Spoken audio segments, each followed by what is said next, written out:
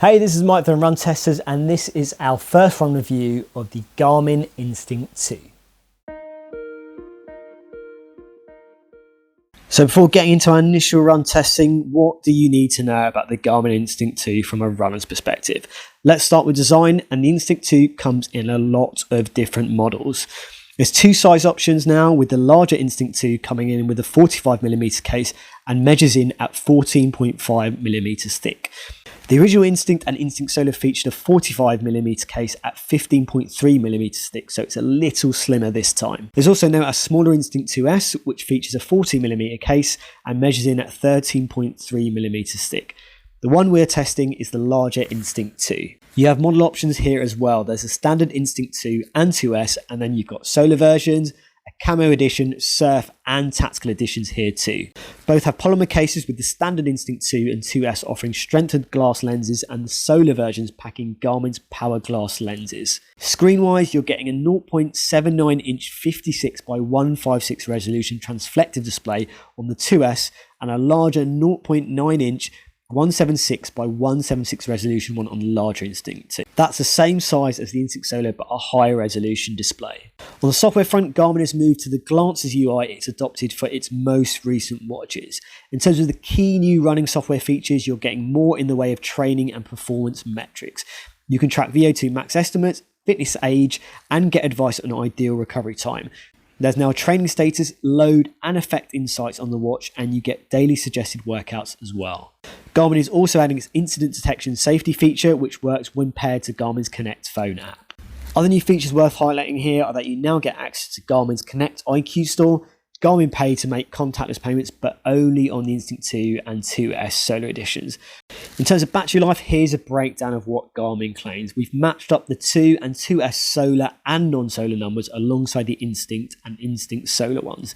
The highlights here being that smartwatch, GPS battery life, and user in expedition mode has seen notable increases. Those unlimited claims will of course entirely depend on spending a fair amount of time outside putting the Garmin Power Glass lens to good use to reach it. Price-wise, we only have the UK prices for now, and the Instinct 2 pricing starts at $299.99, moving to $389.99 for the Solar version. That's the same pricing for the Instinct 2S. Surf and tactical editions will see the price rise up to $429.99, depending on whether you go solar or non-solar. So I liked the Garmin Instinct Solar when I tested it, but it was never really going to be the watch I'd pick for myself, just partly because I don't love the design, although many will, and also because it lacked those kind of training analysis features that you got on the equivalent Forerunners like the 245. So I'm really pleased to say straight off the bat that those have kind of been brought to the Instinct 2. I think it really makes this a watch that will appeal to a lot more people, and it means that if you love the design, you don't have to sacrifice those features, to have the Instinct. So I've had the Instinct for just over a day before this embargo, so I've only done one run with it. A few kind of things that popped out, like the new screen is sharp, but I don't think it's noticeably better than the previous version. It's a good screen, it was very clear for me. And I say it's easy to follow stuff on the run with it, although it is a smaller screen and kind of, a weirder screen than the kind of classic Forerunner or other sports watch design. You can still very easily see your stats during mid-run. And I put a route on it to follow on that 5-mile run, and again it's easy to follow your route on the watch as well. The breadcrumb trail is nice and clear. In fact, I think it's a very solid watch all round when it comes to navigation. You get a nice elevation plot, plus that kind of track back feature, which I always really like, so you can get lost on the run and then go home. In terms of accuracy, I was comparing it to the Garmin Epix 2, which was in its highest multi-band frequency mode, and for GPS that is, and I paired that to a heart rate strap. GPS track from the Instinct was good. It's a shame it doesn't have the kind of all systems on support that you're getting in the newer Garmins, the more expensive Garmins to be fair, but it produced a very solid GPS track today, a little bit wobblier than the Epix, and it cut a few corners, but nothing dramatic. And on the heart rate, it was pretty good as well, actually. I was popping it on and off my wrist to take some photos and videos at times, and when I did that, it would have a little lurch and it would struggle to get a lock on my heart rate again. But once it did, it followed a chest straps recordings, pretty closely beat for beat. We'll do a lot more testing. Generally, I expect a chest strap will give you much more accuracy than an optical heart rate monitor, but this is a fairly light watch, and it produced a good reading today. Post-run, you get the breakdown of things like the training impact on your aerobic and anaerobic fitness and kind of your VO2 max estimate. So yeah, like I say, it's a really good addition to the watch. Right now, this isn't synced to Garmin Connect, so it hasn't got my training history, so those numbers are a bit skewed, but in general, I'm really happy to see this on the Instinct. I think it's probably my favourite new addition on the new watch. You know, the battery life increase is great, but I think having those training features is really going to be important for lots of runners when it comes to picking between this and a Forerunner. So in terms of my run test, I literally have only had this for a couple of days. I've set it up the day before. I've managed to go out on a run and very kind of tired legs after kind of a big kind of marathon training run at the weekend. So I went out very slow. I went off-road. I took it easy. Obviously, I don't want to kind of risk any kind of injuries when I'm so close to kind of marathon time. So I definitely kind of went out just to see what this watch is like to use, whether I can, you know, experience anything different. I wore the Instinct Solar on my other wrist to see how the two kind of compare.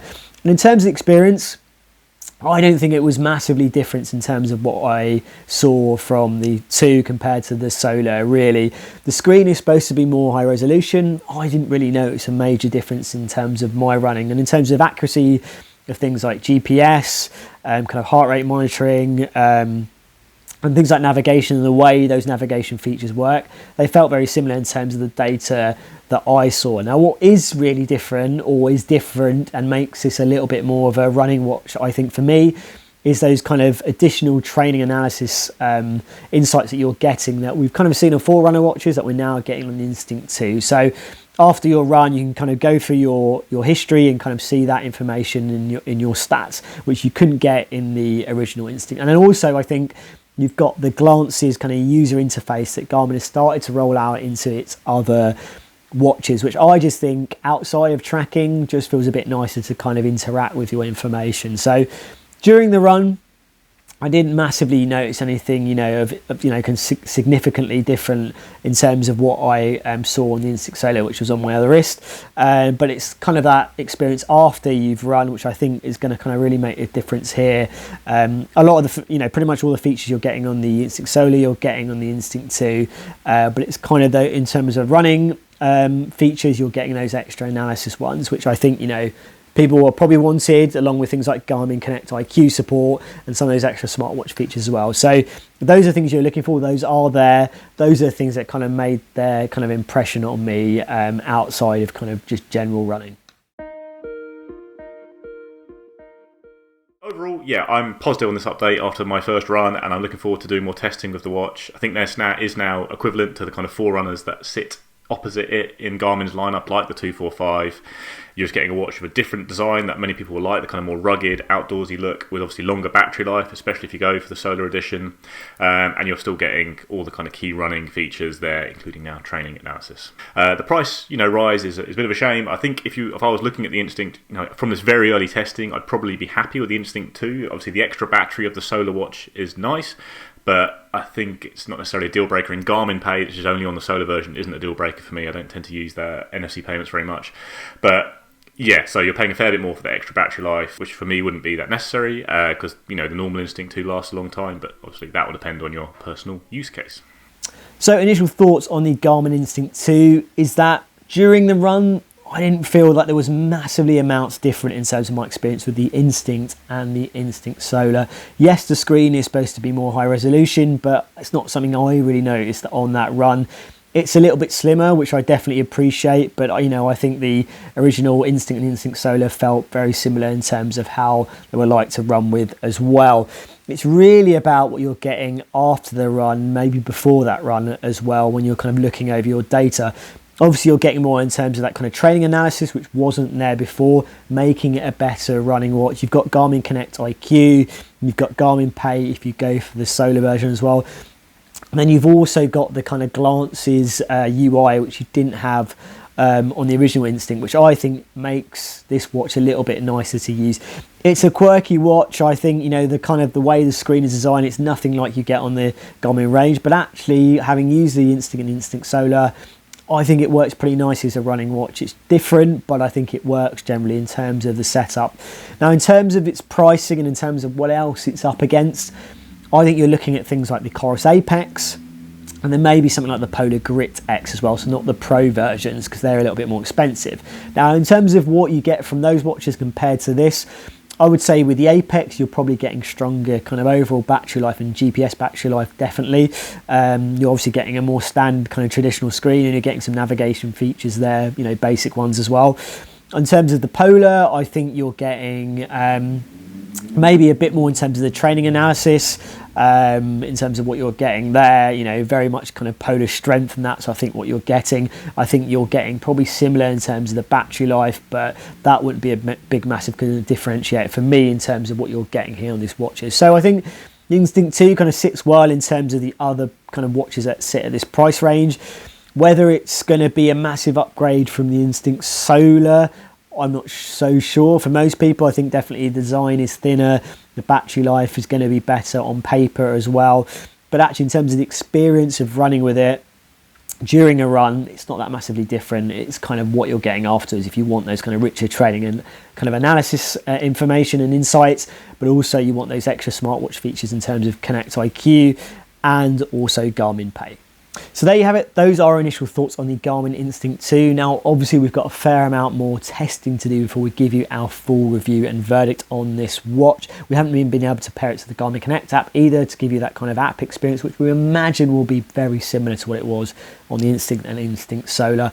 Also, Kieran will be part of the multi-test as well, so you'll get an ultra running perspective on this watch as well. Now, if you've got any comments while we're testing, let us know in the comments below. As always, like and subscribe, hit that little bell to find out about our latest videos, and yeah, we'll see you for the next Run Testers video.